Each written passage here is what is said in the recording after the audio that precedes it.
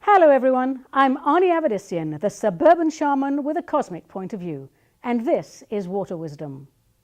In our world today, we're constantly bombarded by information, or should I say misinformation. So how do we tell what's true, what's woo, and what gets flushed down the loo? The wisdom of the water will enlighten us. Today's subject is the power of words. In the beginning was the Word, or so we've been told, not quite sure what word there was, but since that initial word, mankind hasn't stopped talking. Not surprising though, really, is it? Because language is our main form of communication. And as such, we should be a little more careful how we choose and use our words.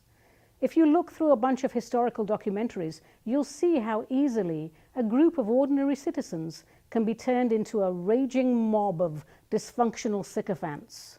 Words are powerful. If we look back at the words our parents or our teachers used, we might find that there's quite a bit of damage there. Instead of insulting us as personal individuals, they could have altered their sentence structure and just, corrected our behavior. But people don't do that, do they? They're not very careful with words, and it leaves scars in young children. I'm 58, and I think I'm still dealing with some of that fallout from my younger years. If we really want to extricate our minds from corporate influence, government influence, media influence, to really reclaim our minds from their words, we need to be a little bit more careful about how we use ours. I think it all starts, as everything does, with self. Take a look every day at how many self-deprecating remarks you make, even casual ones, even offhand. Look, here's an example. When I look in the mirror in the morning, I don't go, "Oh my God, Annie, you fat little oinker. How dare you impose yourself on the world like that?" I don't do that. I look in the mirror, I smile, and I say, "Annie, you ridiculously gorgeous Rubenesque rotunda, you. When you go to work today, lay off the donuts, girl, okay? Fantastic.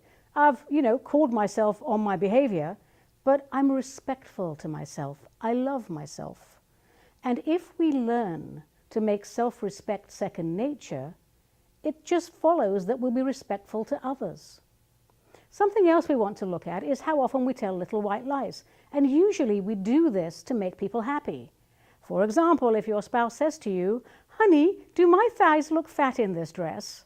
And you say, "No, of course not, darling, you look fine." Clearly you're lying. What have you achieved? I think that most of us are articulate enough to be able to give an honest opinion with enough warmth and grace and without offense.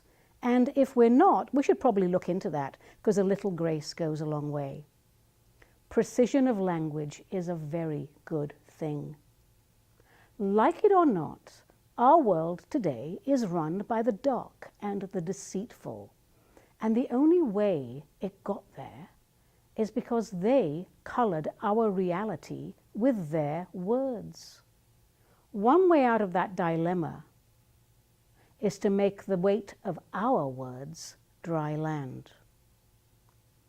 Thanks for listening, everyone. And remember, we didn't come down to burn and crash. We came down to make a splash. So get out there, have some fun, and do something useful with your incarnation.